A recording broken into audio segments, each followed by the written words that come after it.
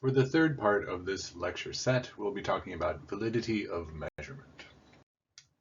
So just a reminder before we get into this, we will be talking specifically about construct validity for the remainder of this class, or lecture I suppose, but just to go over the other three types of validity we talked about a couple weeks ago.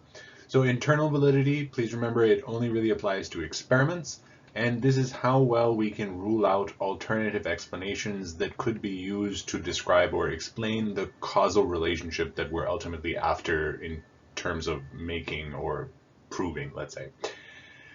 When it comes to external validity, this is how well our findings from a specific study can be generalized to either different contexts in which the same type of study takes place or into more broad contexts. So it could be anything from doing a laboratory study in different parts of the world to taking a laboratory study and being able to generalize it to the entire population of a continent, for example.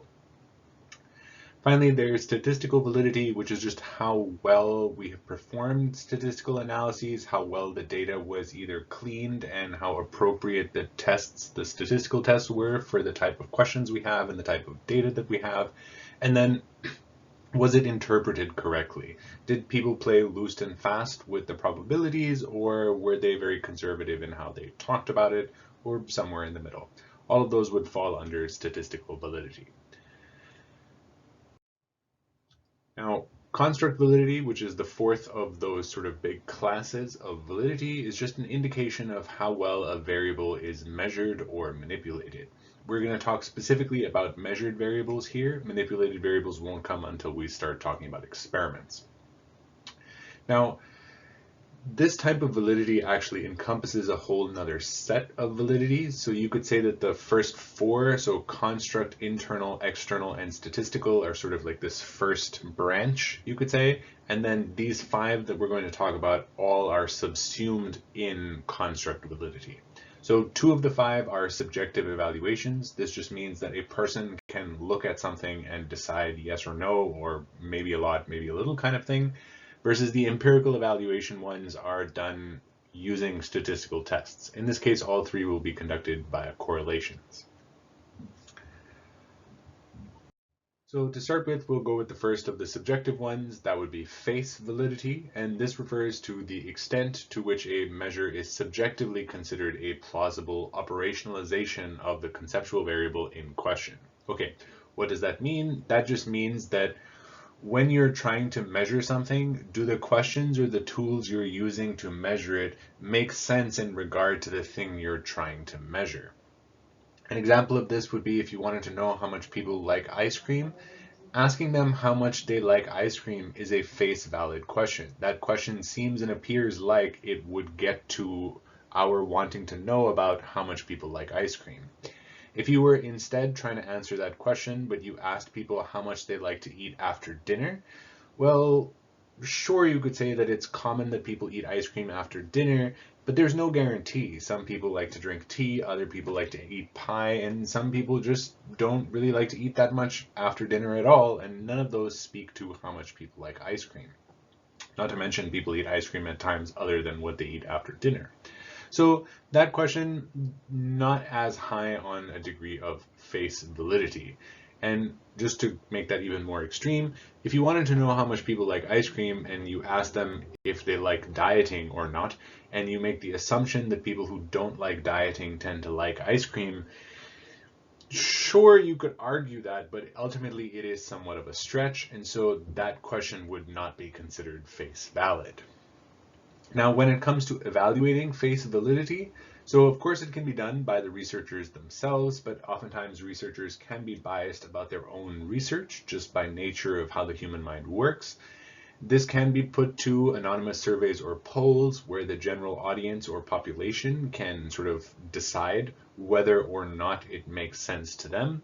But sometimes people are not aware, at least at the general level, of all the nuances of a specific construct, and thus they might not have the knowledge required to be able to evaluate this.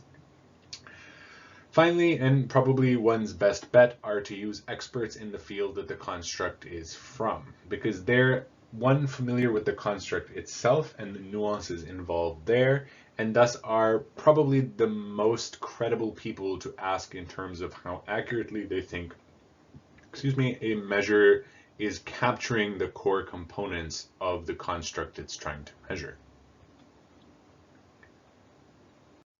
In a similar way, we have content validity. Content validity refers to the extent to which a measure captures all parts of a defined construct.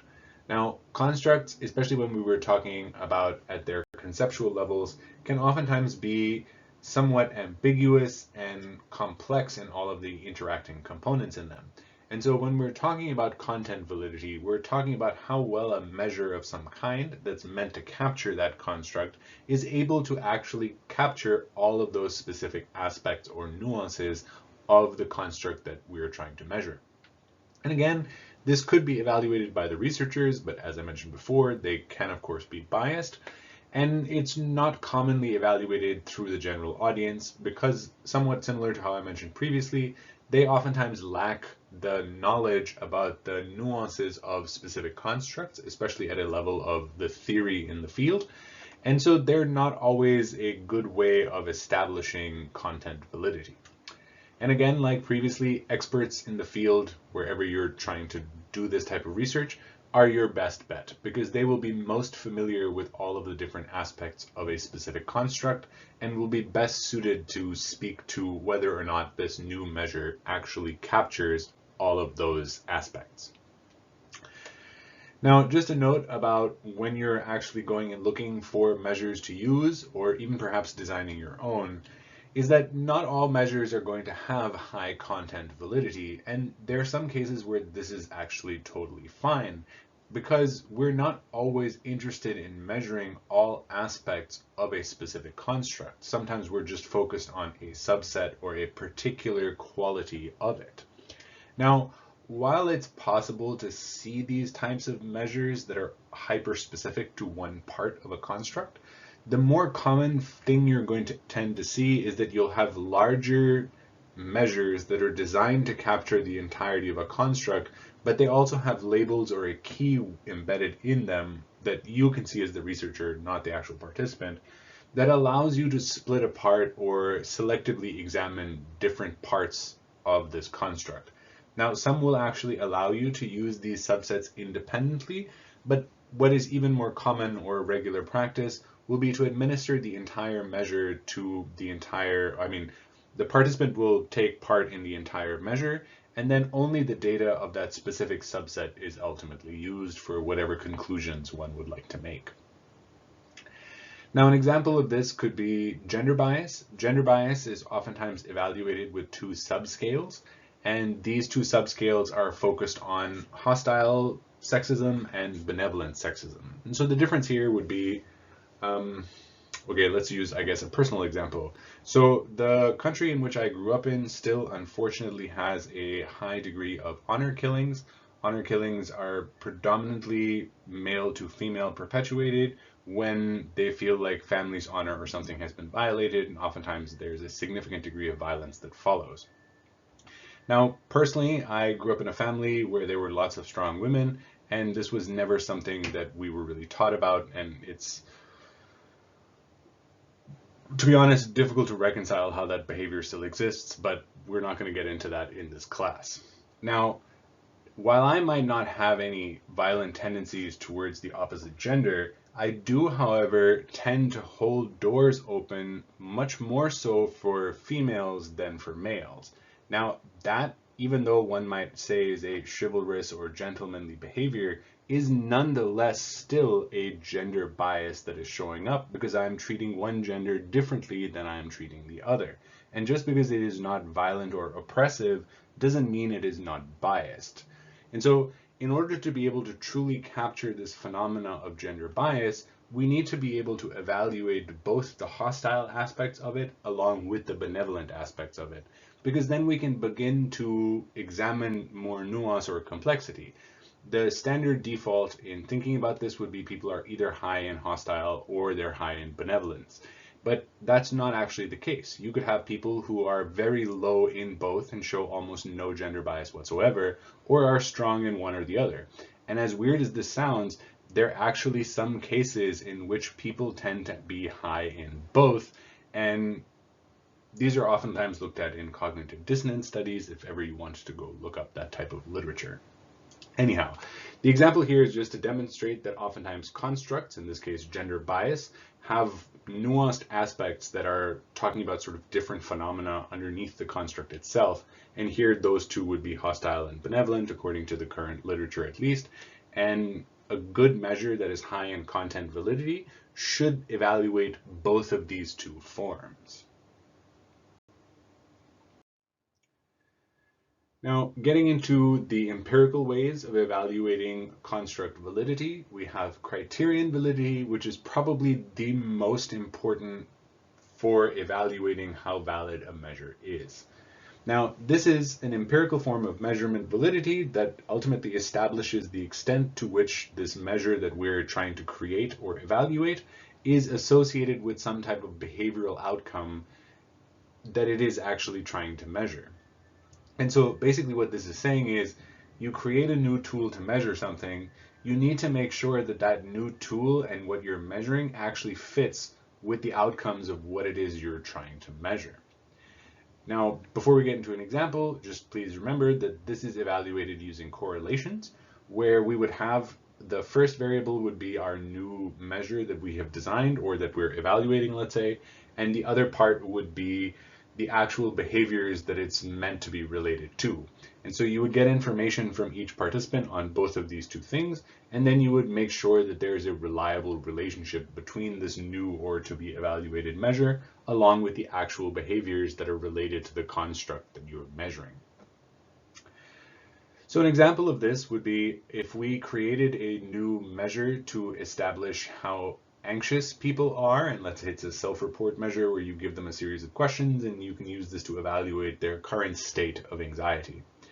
Now, in order to get some real-world different groups, what we could do is give two sets of people a series of timed math problems. Let's say they had 10 minutes to solve as many math problems as they could, and we told one group that their final grade in their university class will be dependent on their performance in this task, whereas the other group is allowed to do the task, but we tell them that there are no consequences of doing well or not. Now, the chances are the people who you tell that their final grade is dependent on this task are going to feel a much higher degree of anxiety than the people who are told that there are no long-term consequences. And even when you tell people there are no consequences, actually, giving people timed math problems is a great way to actually hike up their anxiety and is oftentimes used in many cognitive experiments when we want to see how higher level functions work when high degrees of anxiety or stress are present. In this case, we can see, and it makes sense, how these two groups will have different levels of anxiety. And of course, this can be further corroborated with something like galvanic skin response or something that measures your sweat levels on your skin and uses this as a proxy for stress or arousal.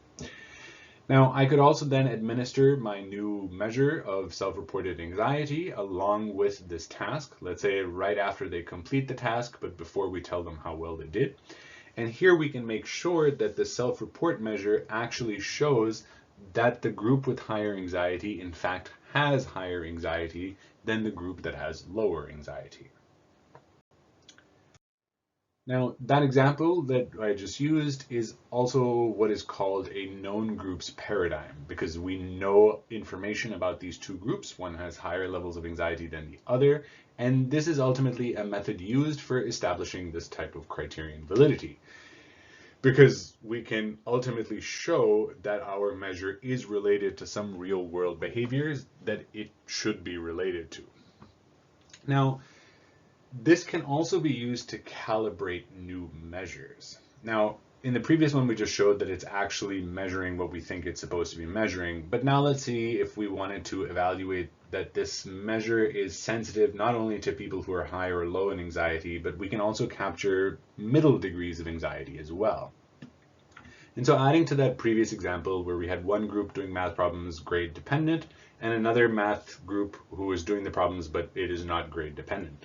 And so let's say we add another group into this whose grade is now dependent on this task. So we have one group doing math problems no grade dependency whatsoever. And the two that we have left now that have some kind of grade dependency, let's say one set of them just loves math and the other hates math. Now, chances are the people who hate math and their grade is dependent on this task will feel far more anxiety than anyone else. The people who have their grade dependent but love math probably are going to feel some middle degree of anxiety, and the people who this is just no consequence for will ideally feel the least amount of anxiety. And we can use this to calibrate on our measure of the range of scores that are possible on our measure. We can use this to evaluate where low stress is or low anxiety, where middle anxiety is, and where high levels of anxiety are. One of the reasons this is so important beyond just establishing criterion validity is because just because you can divide a range of numbers that are possible on a measure into 3 or 4 or 5 or whatever the delineations are, doesn't mean those will actually correspond to low, medium, and high levels of whatever that construct is. Now, a good example of this would be prejudice scales. Now, many explicit prejudice scales are measured on series from 1 to 5 all the way up to, let's say, 1 to 9. And if I was to just cut up, let's say, a 1 to 9 scale, I would say anyone from 1 to 3 is low, anyone from 4 to 6 is medium, and anyone from 7 to 9 is high prejudice. Now, what we're going to find, though, especially because of socially desirable responding, most people will actually respond in that range from 1 to 3. And if we were to just have divided it into 3 sets, we would say that majority of us are all very low in prejudice, when that's not necessarily the case. It could well be that going from, let's say, 1 to 2 is low prejudice, going from 2 to 4 is medium, and then anything from 5 all the way to 9 would be high levels of prejudice. Now, we will not know that unless we can calibrate our measures on groups whose prejudice is known in this case. So just be wary that it can be important to calibrate, and that requires more intensive work than simply just chopping up the range of scores on a measure into however many categories you want it to have.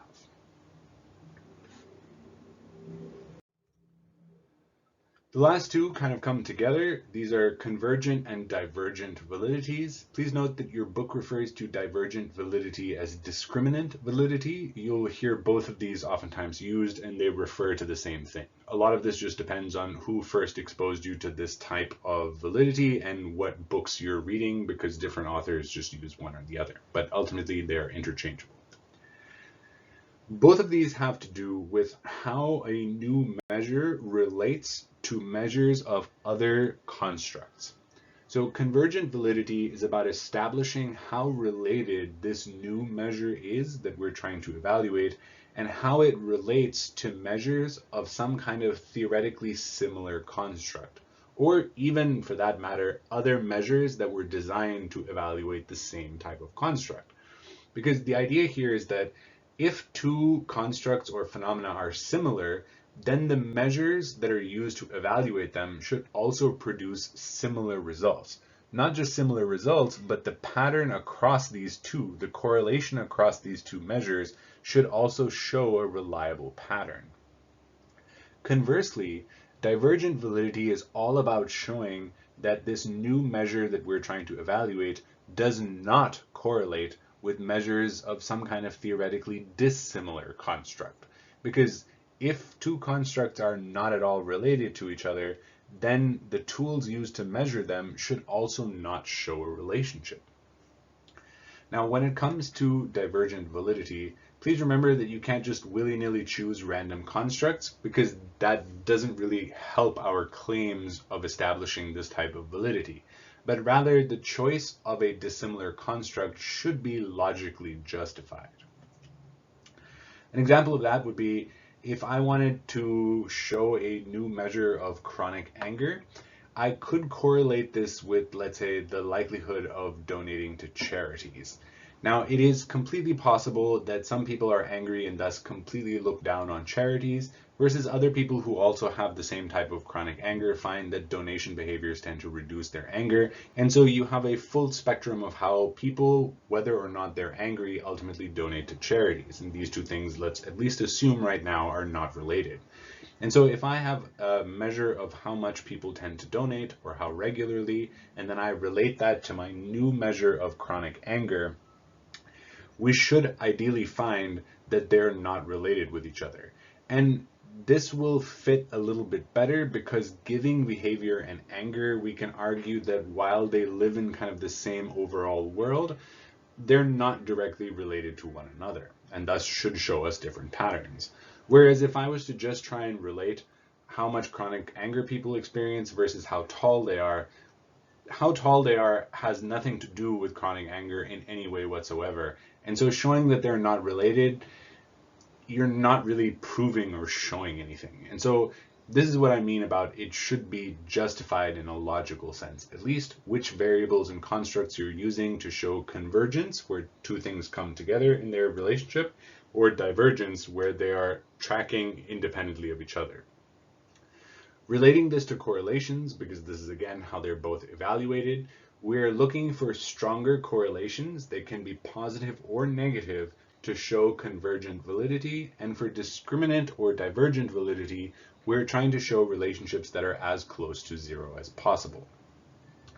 Now, that being said, you're probably never in your life going to actually find any real life research that has correlations of exactly zero. They almost don't exist just because of random noise in data and measurement. So a correlation of, let's say, 0.15 or negative 0.2, even though it's not zero, they're relatively low correlations and could be used to support divergent validity. Conversely, to show convergent validity, you're almost never going to find a correlation coefficient of 1 or negative 1 for the same reasons I just mentioned. Now, that's okay. Just one, because it's never going to happen and people know that, but two, for convergent validity, you don't actually want a new measure of something to perfectly line up with some existing measure, because at best, there's already an existing measure that captures all of the information this new measure could have captured, and there's no need or reason to develop this new measure. At its worst, and you're now trying to relate this to some different construct and it matches up perfectly, then it could well be that this new measure one has designed is not actually measuring the thing you think it's measuring. So, to evaluate convergent validity, you want relatively high correlations, but you do not want them to be perfect relationships. Now, on this note, because this often comes up, of what counts as low correlations and what counts as large correlations, and what is the threshold that we should use, just like oftentimes with effect size, we have 0.1, 0.3, and 0.5 as small, medium, and large. There is not a standard or a universal rule that you will be able to use. What's much more common is that one will demonstrate convergent and divergent validity with the measure of interest along with several other measures of several other theoretically related or dissimilar constructs. And then looking at the overall pattern of relationships, one can then evaluate these two types of validity. And also please note, they're almost always evaluated together. Another really big place where these are used is oftentimes showing that new measures that are evaluating some type of trait level construct are not just disguised personality measures. So you will tend to find, especially when it comes to divergent validity, that these are almost always inclusive of some of the big 5 personality indexes, just to sort of show that they're not actually measuring the same type of thing.